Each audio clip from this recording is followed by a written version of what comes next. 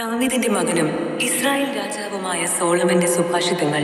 മനുഷ്യർ ജ്ഞാനവും പ്രബോധനവും ഗ്രഹിക്കാനും ഉൾക്കാഴ്ച തരുന്ന വാക്കുകൾ മനസ്സിലാക്കാനും വിവേകപൂർണമായ പെരുമാറ്റം, ധർമ്മം, നീതി, ന്യായം എന്നിവ ശീലിക്കാനും, സരളഹൃദയർക്ക് വിവേകവും യുവജനങ്ങൾക്ക് അറിവും വിവേചനാശക്തിയും പ്രദാനം ചെയ്യാനും, വിവേകി ശ്രദ്ധിച്ചു കേട്ട് അറിവ് വർദ്ധിപ്പിക്കാനും, ധാരണാശക്തിയുള്ളവൻ പഴമൊഴി, അലങ്കാരപ്രയോഗം, ജ്ഞാനികളുടെ സൂക്തങ്ങൾ, അവരുടെ കടങ്കഥകൾ എന്നിവ ഗ്രഹിക്കാൻ തക്ക കഴിവ് നേടാനുമത്രേ ഇവ.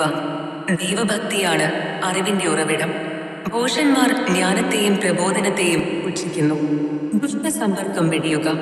മകനെ, നിന്റെ പിതാവിന്റെ പ്രബോധനം ചെവിക്കൊള്ളുക. മാതാവിന്റെ ഉപദേശം നിരസിക്കരുത്. അവ നിന്റെ ശിരസിന് വിശിഷ്ടാഹാരവും കഴുത്തിന് പതക്കങ്ങളുമത്രേ. മകനെ, പാപികളുടെ പ്രലോഭനത്തിന് വഴങ്ങരുത്. അവർ പറഞ്ഞേക്കാം, വരുക, പതിവിനെ കൊല ചെയ്യാം, നിഷ്കളങ്കരെ ക്രൂരമായി കുരുക്കിൽപ്പെടുത്താം, അവരെ പാതാളമെന്ന പോലെ നമുക്ക് ജീവനോടെ വിഴുങ്ങാം, അവർ ഗർത്തത്തിൽ പതിക്കുന്നവരെ പോലെയാകും. വിലയേറിയ വിഭവങ്ങൾ നമുക്ക് ലഭിക്കും. കൊള്ള മുതൽ കൊണ്ട് നമുക്ക് വീട് നിറയ്ക്കാം. ഞങ്ങളോട് പങ്കുചേരുക, നമുക്കൊരു പണസഞ്ചി മാത്രം. മകനെ, നീ അവരുടെ വഴിയെ പോകരുത്.